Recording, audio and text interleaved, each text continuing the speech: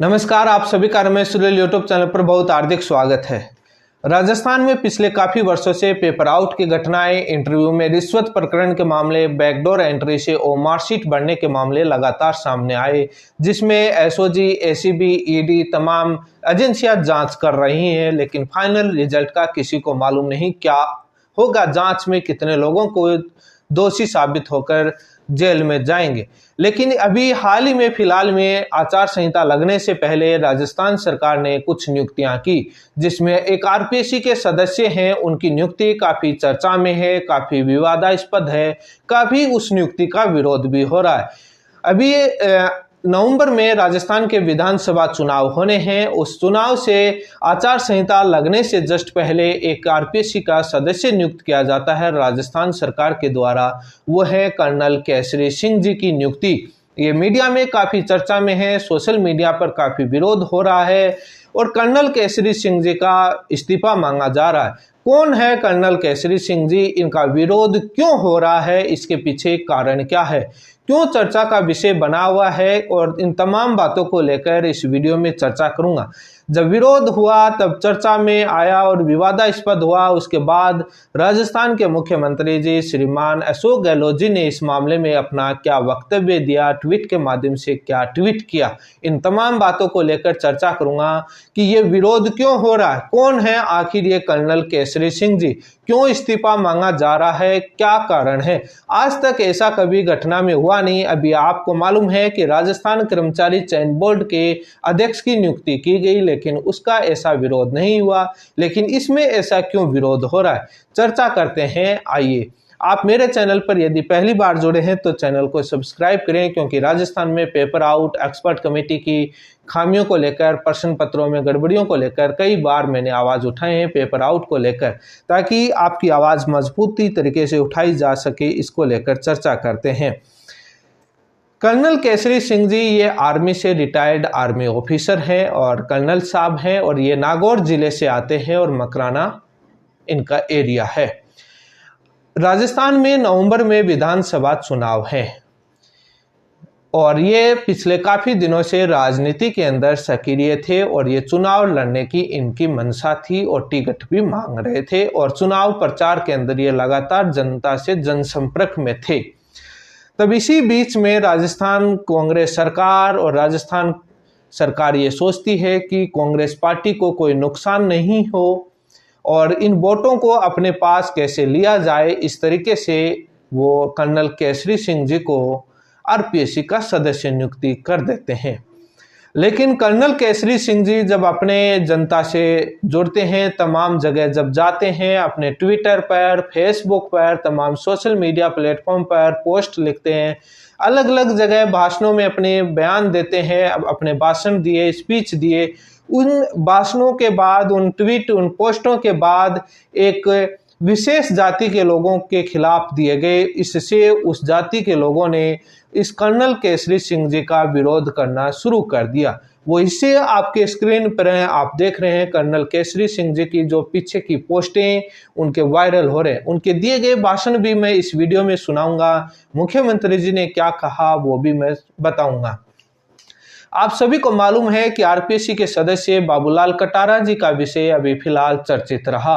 उनकी नियुक्ति को लेकर सवाल पूछा गया कि बाबूलाल कटारा जी की सिफारिश किसने की, कैसे नियुक्ति की, क्योंकि वो पेपर ही आरपीएससी से निकालकर अपने घर ले गए और बंदर बांट की तरह पेपर बांटा गया और इतनी बड़े स्तर पर वो पेपर लीक हुआ, जिसमें कांग्रेस सरकार की बड़ी बेइज्जती हुई और कांग्रेस सरकार सवालों के घेरे में घिरी और ईडी तक पहुंच गई जांच करने।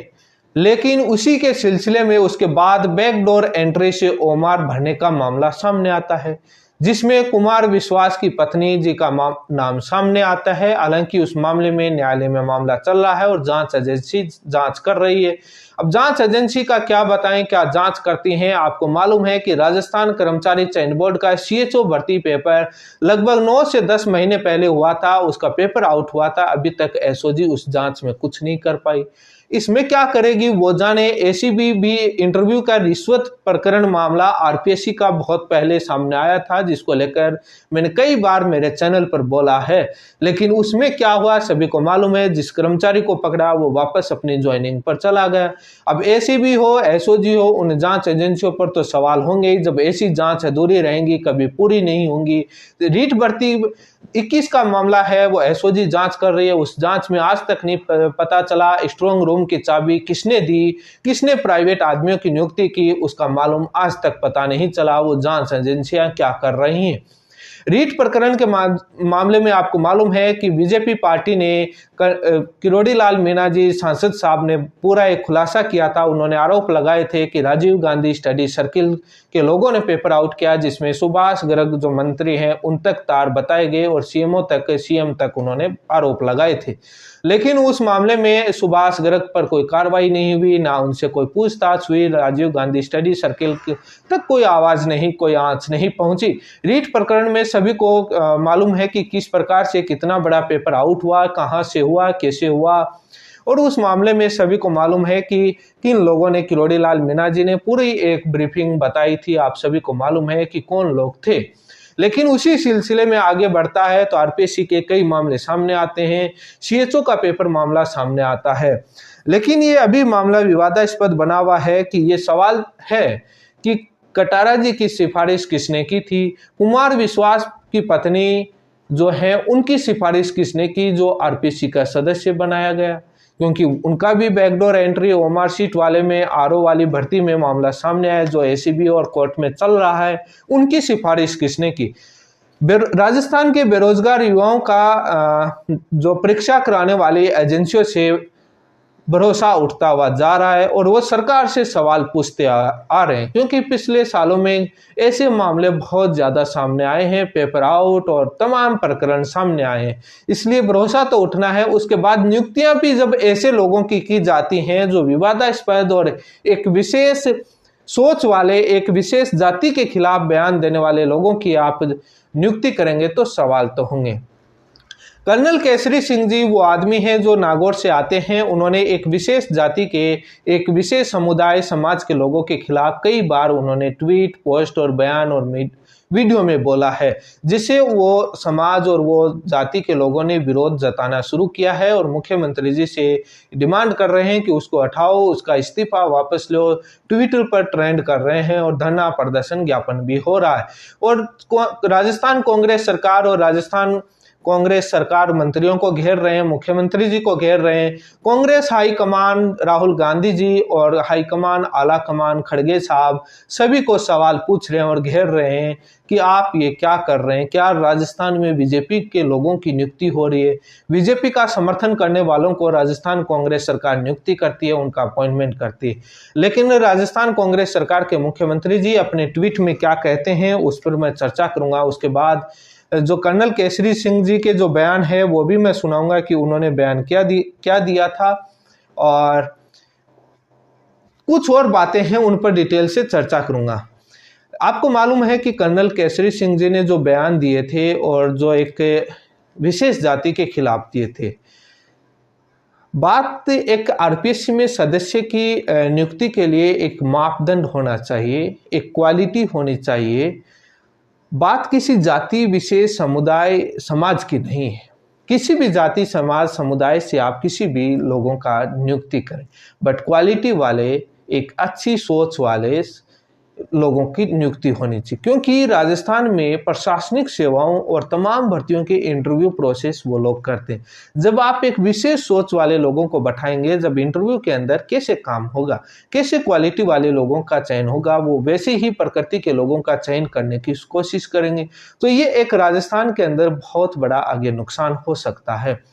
इसीलिए एक मापदंड होने चाहिए। एक नियुक्ति के पीछे उनकी पूरी कमेटी होनी चाहिए, पूरी रिसर्च होनी चाहिए, पूरी रिपोर्ट तैयार होनी चाहिए। उसके बाद सिफारिश और वो चीज़ें होनी चाहिए। आप ऐसे ही अपने राजनीति के लिए, वोट बैंक के लिए कि अपने को चुनाव के अंदर नुकसान नहीं हो, इसको वहाँ नियुक्ति दे दो, ये एक रेवड़िया बांटना अच्छा नहीं होता है।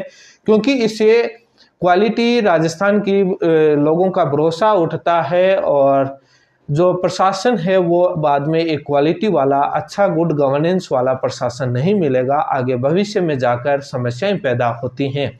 इसलिए आरपीएससी में अच्छे सदस्य की नियुक्ति होनी चाहिए यूपीएससी के जैसे लोगों की, उसमें राजनीति नहीं होनी चाहिए। लेकिन कहीं ना कहीं सोशल मीडिया पर एक सवाल युवा पूछ रहा है कि राजस्थान कांग्रेस हाईकमान ने ओबीसी के समर्थन देते हुए ओबीसी का आरक्षण बढ़ाने की मांग की, और इसी सिलसिले में एक पीछे सभा थी जिसमें मुख्यमंत्री अशोक गहलोत जी ने कहा कि हम ओबीसी का आरक्षण 21% से बढ़ाकर 27% करेंगे, बट उन्होंने ये भी कहा कि हम मूल ओबीसी को 6% देंगे। तो उसी के बाद मुख्यमंत्री जी के इस बयान का विरोध हुआ, कहा कि आप क्या कह रहे हैं, आप ओबीसी का बंटवारा कर रहे हैं। ये इसलिए युवा ने विरोध किया कि भारत सरकार, बीजेपी सरकार ने एक कमीशन का गठन किया जो एक रोहिणी कमीशन था। वो रोहिणी कमीशन आपकी स्क्रीन पर है, उसकी रिपोर्ट आई। वो रोहिणी कमीशन ओबीसी का बंटवारा करना चाहती है और बीजेपी ओबीसी का बंटवारा करना चाहती है, और वो रोहिणी कमीशन बीजेपी के द्वारा गठित किया हुआ उसी सरकार के द्वारा, और एक ओबीसी के बंटवारे को लेकर रिपोर्ट आती है। उसी का समर्थन इनडायरेक्ट तरीके से मुख्यमंत्री अशोक गहलोत जी करके चले जाते हैं, क्योंकि ओबीसी का मूल ओबीसी की बात करके चले जाते हैं। तब आगे बात बढ़ती है तो कर्नल केसरी सिंह जी भी वही आदमी हैं जो ओबीसी के बंटवारे की बात करते हैं। रोहिणी कमीशन का समर्थन किया, मतलब रोहिणी कमीशन का समर्थन किया, बीजेपी का समर्थन किया। कई बार उनके मोदी जी और योगी जी के समर्थन में बयान भी आए हैं किसी मामले को लेकर। तो एक तरीके से एक बीजेपी समर्थित व्यक्ति नजर आते हैं। इसलिए रोहिणी कमीशन ओबीसी बंटवारे का समर्थन करते हैं और मुख्यमंत्री जी भी उस मामले में ओबीसी का मूल ओबीसी को 6% बंटवारे का समर्थन किया। अब ये कांग्रेस बीजेपी को समर्थन कर रही है या बीजेपी के गठित आयोग को समर्थन करती है, या अब ये एक अलग ही सवाल युवा पूछ रहा है सोशल मीडिया पर, ये क्या मामला है। कांग्रेस आला कमान राहुल गांधी जी, खड़गे जी, सोनिया गांधी जी से और आला कमान के हाईकमान की पूरी टीम से सवाल पूछ रहा है कि राजस्थान में क्या कांग्रेस सरकार को बीजेपी के लोग चला रहे हैं, क्या बीजेपी के लोगों के द्वारा शासित है, क्या बीजेपी के लोगों के अपॉइंटमेंट होते हैं, क्या उन्हीं की नीतियों पर चला जाता है, आखिरकार माजरा क्या है। ये एक सवाल सोशल मीडिया पर युवा पूछ रहा है। अब सत्यता क्या है इसका मालूम सवाल पूछेंगे, जब ऐसी घटनाएं होंगी तो सवाल तो युवा पूछेगा। लेकिन जब इसी मामले में आगे कर्नल केसरी सिंह जी वो हैं जो जब एक्स सर्विसमैन की विसंगति का मामला 2018 में बीजेपी सरकार ने एक अधिसूचना जारी की थी जिसका पीछे विरोध हुआ, और कांग्रेस सरकार ने उस अधिसूचना को परिवर्तन करते हुए ओबीसी की उस विसंगति को दूर किया। उस विसंगति के पक्ष में थे कर्नल केसरी सिंह जी। उस अधिसूचना में 2018 की बीजेपी की अधिसूचना में बिल्कुल भी परिवर्तन करना नहीं चाहते थे। उस समय के उनके ट्वीट देखेंगे, पूरी तरीके से वो उस मामले में इस परिवर्तन नहीं चाहते थे, 2018 की अधिसूचना को सही बता रहे थे जो बीजेपी की लाई हुई अधिसूचना थी। अब ये सवाल जब ऐसी चीजें सामने आएंगी तो जनता तो सवाल पूछेगी कि मुख्यमंत्री जी क्या आप बीजेपी के लोगों का अपॉइंटमेंट करते हैं, क्या बीजेपी की नीतियों को समर्थन करते हैं उन्हीं का। आपके बयान भी मूल ओबीसी और ओबीसी में बंटवारे को लेकर आपका 6% वाला बढ़ाने का मामला भी आप पर सवाल खड़ा होता है कि आप किसका समर्थन कर रहे हैं, क्या उसी चीज का। लेकिन ये एक सवाल तो सोशल मीडिया पर चल रहा है, पूछा जा रहा है। लेकिन सवाल ये कई आते हैं कि आपने सबसे पहले मैं आपको बताना चाहूँगा कि जो कर्नल केसरी सिंह जी के बयान वीडियो में बोले हुए वो सारी चीज़ें एक बार आप सुने, उसके बाद कुछ अन्य मुद्दों पर और चर्चा करूँगा कि मुख्यमंत्री जी ने क्या कहा। एक बार वो बयान आप जरूर सुने। मेरा नाम कर्नल केसरी, आवाज आ रही होगा पीछे? मेरा नाम कर्नल केसरी सिंह राठौड़ है, मेड़तिया हूं, गांव शिवरासी। 21 साल की नौकरी करने के बाद में अभी सेवानिवृत्त हुआ हूं। देश की सेवा, देश का सिपाही तो मैं था। अब मैंने सोचा है कि अब मैं सिर्फ और सिर्फ, चाहे इस बात को नोट करें, अब मैं सिर्फ और सिर्फ अपने समाज का सिपाही बन के रहूंगा। मैं आज आपसे दो तरह की बात करूंगा। एक बात जो मेरे युवा भाइयों की पीड़ा मैंने देखी है, जो बेबसी देखी है, जो इन्होंने प्रकट की है, और एक बात जो अगले 10 साल में जिसके बारे में आप नहीं जानते हैं, जो हमें लोकतंत्र पार्ट 2 लाने वाली है, आने वाली। आप इस बात को ध्यान से सुनना और सोचना कि क्या यह जरूरी नहीं है कि हम एक साथ एक जगह हो जाएं। छोटी सी एक कहानी सुनाऊंगा क्योंकि मुझे समय 5 मिनट का दिया गया है। एक बाड़ा था गांव में। बाड़ा समझते हैं सब? मैंने थोड़ी हमारी मारवाड़ी थोड़ी वीक है तो मैं हिंदी में कंफर्टेबल हूं। एक बाड़ा था गांव में। उस बाड़े में किसी ने मुर्गियां पाल रखी थी। मुर्गी ने बच्चे अंडे दिए, उसके बच्चे हुए छोटे छोटे चूजे 15, 20, 25। और उसी में एक खेजड़ी पे एक घोंसला था जिसमें से एक चील का बच्चा गिर गया।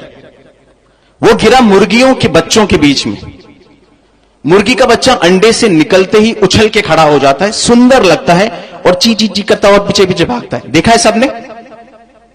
चील के बच्चे को बड़े होने में समय लगता है। चील का बच्चा छोटा होता है तो सुंदर नहीं होता। चील के बच्चे के हाथ पांव में उतनी जान नहीं होती। वो चील का बच्चा अपने आप को उन मुर्गियों के बच्चों के बराबर समझने लग गया, जो आजकल मेरे युवा समझते हैं अपने आप को उन मुर्गियों के बच्चों के बराबर।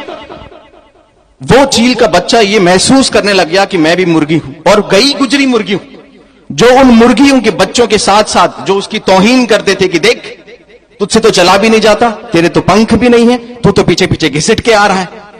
ये दुर्दशा मेरे उन युवाओं की है जो अभी मैं देखता हूं। फिर क्या हुआ? समय गुजरता गया, वो चील का बच्चा बड़ा होता गया, पंख आए, मगर मेंटली टूट चुका था वो, जो मकराना में हम टूट चुके हैं। मेंटली टूट चुका था वो। उसको लगता था मैं तो मुर्गी हूं और मैं तो एक अजीब सी मुर्गी हूं। उसे पता नहीं था कि मैं क्या हूं। फिर एक दिन एक चील आई जो उस पेड़ पे बैठी थी, इन्हीं हमारे सरपंचों जैसी, इन्हीं हमारे राजपूत युवाओं जैसी, हमारे कर्नल साहब जोधा जैसी। जिसने पहचाना उसे बोला, अरे भाई, अरे बेटा, तू ये नहीं है जो इनके साथ है, तू अपने आप को पहचान। नहीं पहचान पाया, देखा ही नहीं था कभी उसने। फिर जब उसने उसको समझाया, उड़ के दिखाया और एक हाथ खोल के झापड़ मारना सिखाया, तब उसे समझ में आया वो क्या है। और जिस दिन उस चील के बच्चे ने अपने पंख खोले और एक झपीड़ मारी, तो आप सोच सकते हो उन मुर्गियों के साथ में क्या हुआ। तो मेरे चील के बच्चों, मुर्गियों के बीच पड़ के अपने आप को मुर्गी मत समझने लग जाना। ये जो चीलें उड़ रही है ना छोटी छोटी जगह पे, इनसे शिक्षा लो। अभी समय आ गया, हमें झापड़ मारना है। अब क्या झापड़ मारना है, मैं आपसे वो टेक्निकल बात करूंगा। आज के करीब 70 साल। जय हिंद साहब, मैं कर्नल केसरी सिंह। आज बड़े मिश्रित से भाव लिए, जिसमें क्रोध भी है, रोष भी है और पीड़ा भी है, आपसे कुछ मन की बात कहने आया हूं और गोविंद डोटासरा के नाम से एक संदेश भी देने आया हूं। हमने फौज में और समाज में रहते हुए सुना था कि कोई असमर्थ, असक्षम और कर्तव्य परायणता में अगर कोई व्यक्ति नपुंसक हो, उस ऐसे व्यक्ति को अगर सत्ता, पावर, सुविधाएं मिल जाएं तो वो उसको अंधा बना देती और वो पागलपन की हरकतें करता है।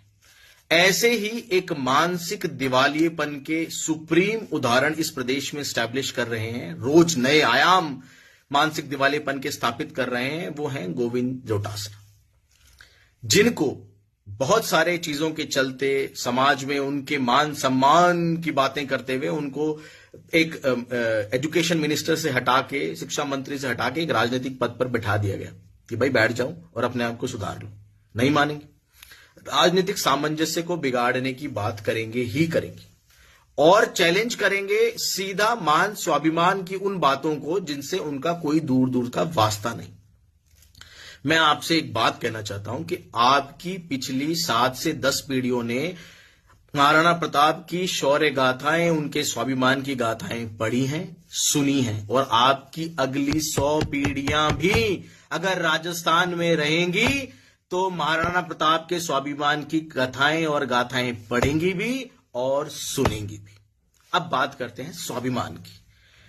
जो फौज में अग्रणी पंक्ति में खड़ा हुआ जो सिपाही होता है, जो सर्वोच्च बलिदान से कुछ कदम दूर होता है, उसके पीछे जो सबसे बड़ी प्रेरणा होती है वो होता है स्वाभिमान, matter of honour, matter of pride, जो उसकी प्लाटून का, उसकी कंपनी का, उसके बटालियन का और उससे जुड़े इतिहास का और उन पूर्वजों का जिन्होंने वहां बलिदान दिया है, वो उसकी प्रेरणा होती है, जो उसको उस मौत के मुंह के सामने ले जाके खड़ा करती।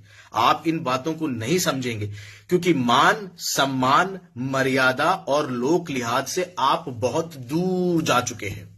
मैं आपको एक बात और कहना चाहता हूं कि मैं आपकी अंदर की सारी पीड़ा को समझ रहा हूं। आप ये जो सामंजस्य बिगाड़ने के लिए जो शॉर्टकट अपना रहे हैं वो आपकी मजबूरी है। मजबूरी हमारी भी है, क्योंकि लोकतंत्र की खामियों का फायदा उठाकर जब कुछ नपुंसक और असक्षम लोग इस लेवल तक पहुंच जाते हैं तो समाज को यह पीड़ा झेलनी पड़ती है। मगर क्योंकि हम संविधान से बंधे हुए हैं और हम इस तरह की कोई कार्रवाई नहीं करना चाहते जिससे कि हमारा या आपका इस तरह का माहौल हो कि आप इसका बेनिफिट लें। लोकतंत्र आज के 1.5 साल से 2 साल में आपको ऐसा सबक सिखाएगा, और जब आप वापस इस सत्ता और इस लोभ से, इस पीढ़ी से जब सीढ़ी से नीचे उतरेंगे, तब आपका यही लोकतंत्र और यही लोग और समाज ऐसा हाल बनाएगा कि रात को उठ उठ के महाराणा प्रताप चिल्लाओगे। ये हमारा आपसे वादा है। शक्ति है तो रुकना, वरना ओढ़ लेना लुगड़ी और पहन लेना चूड़ियां। ये कर्नल केसरी सिंह राठौर कर रहा है। मां भगवती की सौगंध, एक अंदर उठ रही है और एक बैठ रही है। अभी तो नया आया हूं, 1 साल हुआ रिटायर। आपने ये बयान सुने कि कर्नल केसरी सिंह जी के बयान सुने, पोस्टें आप देख ली। मुख्यमंत्री जी ने ये जब मामला टेक किया गया, काफी विवादास्पद बढ़ा, तो राजस्थान के मुख्यमंत्री अशोक गहलोत जी ने इस मामले पर क्या बयान दिया, ट्वीट दिया। उन्होंने ट्वीट ये किया कि एक तरफ हमारी सरकार ने 3 लाख भर्ती निकालने का ऐतिहासिक कार्य किया जो शायद देश में सर्वाधिक है, दूसरी तरफ पेपर लीक की कुछ घटनाएं सामने आई। अधिकांश राज्यों में ऐसी स्थिति बनी हुई है, आर्मी और जुडिशरी तक में पेपर लीक हो गए। ये मुख्यमंत्री जी ट्वीट में कह रहे हैं। ये सोचकर सरकार ने प्रयास किया कि आर्मी बैकग्राउंड के अधिकारियों को राजस्थान लोक सेवा आयोग आरपीएससी और राजस्थान अधीनस्थ सेवा बोर्ड जैसी संस्थाओं में स्थान दिया जाए, जिससे इन संस्थाओं की विश्वसनीयता कायम रहे। लेकिन सवाल ये आता है कि कर्नल केसरी सिंह जी का बैकग्राउंड चेक नहीं किया क्या? आपने बिल्कुल भी बिना सोचे समझे अपॉइंटमेंट कर दिया गया? ये सवाल तो बनता है। इसी पर मुख्यमंत्री जी कहते हैं कि हाल ही में सरकार ने आरएसएसबी के अध्यक्ष के रूप में मेजर जनरल आलोक राज एवं आरपीएससी में सदस्य के रूप में कर्नल केसरी सिंह जी की नियुक्ति की सिफारिश की थी। इन दोनों ने ना तो अप्लाई किया, ना ही इनकी कोई सिफारिश आई। मुख्यमंत्री जी कह रहे हैं कि कर्नल केसरी सिंह जी की कोई सिफारिश हमारे पास नहीं आई, ना उन्होंने आवेदन किया। ये भी कह रहे हैं कि इनकी 37 साल और 20 साल की अन्य सेवाओं को देखते हुए इनको नियुक्त किया गया है। किसी भी सेना में रहे व्यक्ति से जाति, धर्म, वर्ग इत्यादि से ऊपर उठकर देश सेवा की उम्मीद की जाती है। सैनिक देश की सीमाओं की रक्षा के लिए अपनी जान तक न्यौछावर कर देते हैं, इसलिए उनका समाज में सम्मान होता है। कर्नल केसरी सिंह जी की नियुक्ति के बाद सोशल मीडिया पर उनके कुछ बयान वायरल हुए जो जाति विशेष और व्यक्ति विशेष को लेकर दिए गए हैं, जो निंदनीय, पीड़ादायक और दुर्भाग्यपूर्ण है। ये अशोक गहलोत जी कह रहे हैं। उनकी टिप्पणियों से मुझे भी बेहद दुख पहुंचा है। हमारी सरकार ने उनके सैन्य बैकग्राउंड को देखते हुए उनकी नियुक्ति की सिफारिश की थी। मुख्यमंत्री जी कह रहे हैं कि हमने आर्मी बैकग्राउंड से देखकर अपॉइंटमेंट कर दिया था।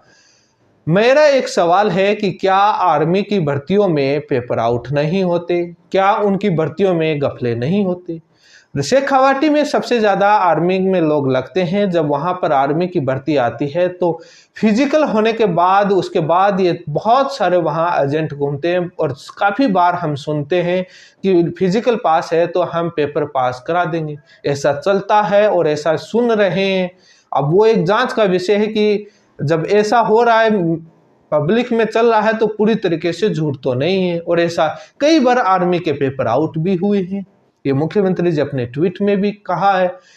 तब कैसे हो सकता है कि आर्मी के बैकग्राउंड वालों भी गफला नहीं कर सकते? जब आर्मी के पेपर और आर्मी भर्तियों में ऐसा होता है तो हो सकता है। कैसे पूरी तरीके से कहा जा सकता है कि ये लोग नहीं करते? नहीं कहा जा सकता पूरी तरीके से। हाँ, देश सेवा के लिए वो बातें आपकी सही हैं, लेकिन सवाल ये है कि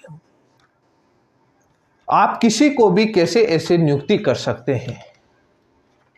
ये बहुत बड़ा एक मुख्यमंत्री जी ने इस मामले पर अपनी पीड़ा बताई है। उन्होंने बयान भी दिया, वो बयान भी आप सुनिए। वो बयान क्या कहते हैं, मीडिया में जो बयान दिया है वो भी आप सुनिए क्या कहते हैं मुख्यमंत्री जी मीडिया में। तो हमारे 2 महीने की चुनाव की दंगल के अंदर और लोकसभा क्यों करी, इस सोच के हमने नाम पुटअप किया। माननीय राज्यपाल महोदय ने अप्रूव कर दिया और वो बना दी गई। बाद में मालूम पड़ा कि जो उनके जो ट्वीट थे या जो उनका जो उन्होंने वीडियो वायरल किया, बहुत दुख हुआ, बहुत धक्का लगा। मैं आज भी आहत हूँ। एक आदमी का 22 साल का सर्विस किया हुआ आदमी का कोई व्यक्ति होता है ना, वो देश प्रेमी भावना रखता है, देश के लिए मरने के तैयार रहते हैं। उसके लिए जाति धर्म वर्ग सब पीछे हो जाते हैं। आदमी वही लोग जाते हैं। वो व्यक्ति अगर मान लो रिटायरमेंट के बाद में अगर अपनी जाति के साथ में बातचीत करे तो थोड़ा संयम बरतना चाहिए था। ट्वीट करे कोई जाति के खिलाफ में, किसी व्यक्ति के खिलाफ में, वो कतई स्वीकार नहीं हो सकता। इसलिए मैंने कंडेम भी किया उसको, मैंने कंडेम भी किया है। अनफॉर्चुनेट भी है, दुखद भी है, ऐसा होना नहीं चाहिए था। क्योंकि आरपीएस मेंबर बन गए हो तो मुझसे भी तो मिले भी नहीं है, कटती कॉल भी नहीं हो पाई है। हमने प्रयास किया कि भाई उनसे वापस बुला के बातचीत करें, पर वो अभी आ नहीं रहे। तो अनफॉर्चुनेट घटना हो गई और मेरी ही हुई है। मैंने ही जो जानबूझ करके आर्मी के बैकग्राउंड के लोगों लेने के लिए मैंने ही जो मॉडल थे उसके अकॉर्डिंग टू थोड़ा लालच भी था कि हमारी एक सीट मकान खराब क्यों हो। तो चलो बैकग्राउंड अच्छा है, जो लिखा हुआ था 22 साल की सर्विस है, हमने नाम रिकमेंड कर दिया और वो घोषित हो गया। उसके बाद बहुत दुख है हम लोगों को, आज भी दुख है।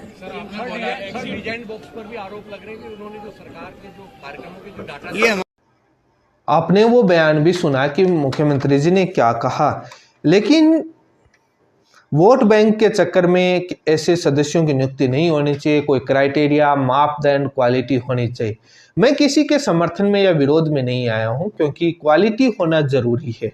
आगे समाज के लिए घातक हो सकता है, कोई भी समाज क्यों ना।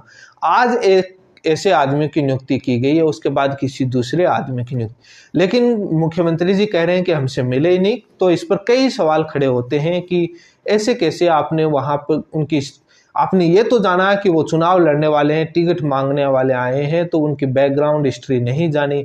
सोशल मीडिया पर कहा जा रहा है कि धर्मेंद्र राठौड़ जी और भंवर जितेंद्र सिंह जी की सिफारिश पर उनकी नियुक्ति की गई, लेकिन मुख्यमंत्री जी ने खंडन किया है कि किसी की सिफारिश नहीं आई। लेकिन अब सत्यता क्या है, अब वो उस मामले का मालूम नहीं। लेकिन ये सवाल आता है कि इसी मामले पर जब सामने आता है तो बीजेपी की तमाम राजनीतिक पार्टियां इस मामले को लेकर चुप हैं, क्योंकि वोट बैंक, राजनीति, चुनाव हैं, कोई भी नुकसान नहीं पहुंचाना चाहता, अपने दल को, अपने चुनाव को हारना नहीं चाहता, इसलिए चुप हैं। हालांकि राजस्थान के बीजेपी के और प्रतिपक्ष के नेता राजेंद्र राठौड़ जी ने इसको लेकर ट्वीट जरूर किया है, वो आपके स्क्रीन पर है। लेकिन क्वालिटी वाले होने चाहिए, चाहे किसी भी जाति, समाज, धर्म, समुदाय के लोग हों। एक फिक्स सोच वाले लोग नहीं रखे जाएं। पेपर आउट की घटनाएं भी बहुत दुखदायक हैं, वो बहुत गलत हैं जब भी वो होती हैं, चाहे बाबूलाल कटारा की सिफारिश हो, चाहे आरपीसी अधीनस्थ बोर्ड के पहले वाले जो अध्यक्ष थे, या जब भी जो घटनाएं हुई उनकी सिफारिश कैसे होती है, कैसे नियुक्ति होती है, बहुत सवालों के घेरे में पिछले कई सालों से रही हैं। ऐसी बात नहीं है कि ऐसी नियुक्तियां बीजेपी के राज में भी हुई हैं, हर एक के राज में होती हैं, क्योंकि सभी अपने उसी प्रकार से लेकर चलते हैं। कोई क्राइटेरिया फिक्स नहीं है कि कैसे आदमी की नियुक्ति की जाए, क्वालिटी दी जाए, क्योंकि ये प्रशासनिक के RAS की भर्तियों में इंटरव्यू लेने वाले प्रोसेस होते हैं। फर्स्ट ग्रेड जो कॉलेज प्रोफेसर की नियुक्तियों में तमाम इंटरव्यू, साक्षात्कार प्रोसेस किए जाते हैं, इंटरव्यू लिए जाते हैं। वहाँ पर ऐसी सोच वाले आदमी अच्छे नहीं होते हैं। इसकी निंदा मुख्यमंत्री जी ने भी की है, लेकिन ये गलती कीमत मांगती है। मुख्यमंत्री जी का बयान था, ये भी सोशल मीडिया पर युवा पूछ रहा है। ये कहीं ना कहीं कांग्रेस को चुनाव में नुकसान पहुंचाने वाला है, काफी विरोध है, लेकिन इसका इस्तीफा भी नहीं लिया जा रहा। तमाम तरह की घटनाएं सामने आ रही हैं, पेपर आउट की घटनाएं भी कई चीजें सामने चाहिए, लेकिन इसका कोई समाधान नहीं है। कोई भी इसका कोई समाधान नहीं है, क्योंकि जब तक ऐसी संस्थाओं को जब राजनीति से, सरकार से दूर नहीं रखा जाएगा, कोई प्रॉपर प्रोसेस नहीं होगा नियुक्ति का, तो ऐसा ही रहेगा। जैसे बहुत एक अच्छा मैकेनिज्म होना चाहिए। ये भी सवाल आता है कि आरपीसी के सदस्यों की इतने दिन नियुक्ति नहीं की जाती है, लेकिन जैसे ही आचार संहिता लगने वाली होती है तो इतनी क्या जल्दी थी जो इन सदस्यों की नियुक्ति की जाती है। जो एक कई पार्टियां आरोप लगाती हैं कि बीजेपी कांग्रेस मिली हुई है, मुख्यमंत्री जी अशोक गहलोत जी और वो मिली हुई है, उसका खंडन मुख्यमंत्री जी ने कई बार किया है, लेकिन आरोप राजनीतिक पार्टियां लगती हुई आ रही। अब जब ऐसी नियुक्तियां और हो जाती हैं तो उसके बाद और ज्यादा आरोप लगते हैं, लेकिन ये किसी समाज का नहीं है। आप जिस समाज से, जाति से कर्नल केसरी सिंह जी आते हैं, तो उस जाति में बहुत अच्छे विद्वान लोग हैं और बहुत बार रहे हैं तमाम संस्थाओं में, बहुत सारे विद्वान लोग हैं, उन लोगों का अपॉइंटमेंट होना चाहिए था, ऐसी सोच वाले का नहीं होना चाहिए था। मैं इसमें किसी का विरोध या किसी का नहीं, एक जो बात मीडिया में चली है वो बात मैंने रखने की कोशिश की है, एक मेरा ओपिनियन रखने का कोशिश किया है। उसके बावजूद भी किसी समाज को मैंने खिलाफ बोलने की कोशिश, मेरी इंटेंशन नहीं है। किसी को यदि बुरा लगा हो तो उसके लिए माफ़ी चाहूँगा, लेकिन ये बात जो बोला है मैंने, सारी चीज़ें मीडिया पर चल रही हैं, आप देख सकते हैं सोशल मीडिया पर युवा आवाज़ उठा रहा है। लेकिन राजस्थान में कब आरपीएससी में सुधार आएगा, कब पेपर लीक की घटनाएं रुकेंगी, कब इंटरव्यू में रिश्वत के प्रकरण रुकेंगे, कब अधीनस्थ बोर्ड में पेपर आउट की घटनाएं रुकेंगी, ये एक अपने आप में सवाल खड़े करती हैं। और ये अपने आप ये कांग्रेस सरकार की मंशा पर सवाल खड़े हो गए कि कांग्रेस सरकार कैसे सुधरेगी, कैसे ये संस्थाएं सुधरेंगी जब आप ऐसी नियुक्तियां करेंगे। तो ये एक बड़ा ही विवादास्पद मामला है और चर्चा में है और काफ़ी विरोध है, और जिसमें कई प्रकार के सवाल कांग्रेस सरकार पर खड़े हो जाते हैं और कई मंशाएं खड़ी हो जाती हैं, और किस प्रकार से घटनाक्रम होता है ये एक बहुत बड़ा एक चर्चा का विषय, सवाल खड़े करती है। उन सवालों के जवाब कभी भी युवा को नहीं मिलेगा कि आखिरकार कैसे हो सकता है कि किसी की सिफारिश नहीं आए, कोई रिपोर्ट नहीं आए, कोई जांच नहीं हो, ऐसे आदमी को नियुक्ति हो जाए। पेट में ऐसी बातें पचती नहीं है। मीडिया में बयान दे सकते हैं मुख्यमंत्री जी, खंडन कर सकते हैं, लेकिन युवा विश्वास कैसे करें? विश्वास नहीं किया जा सकता, क्योंकि कई बार बयान दिया जाता है कि राजनीति में जो दिखता है वो होता नहीं है, जो होता है वो दिखता नहीं है, तो वो सारी चीजें यहाँ पर अप्लाई होती हैं, इसलिए युवा सवाल पूछता है। इसी के साथ आप सभी का बहुत बहुत धन्यवाद।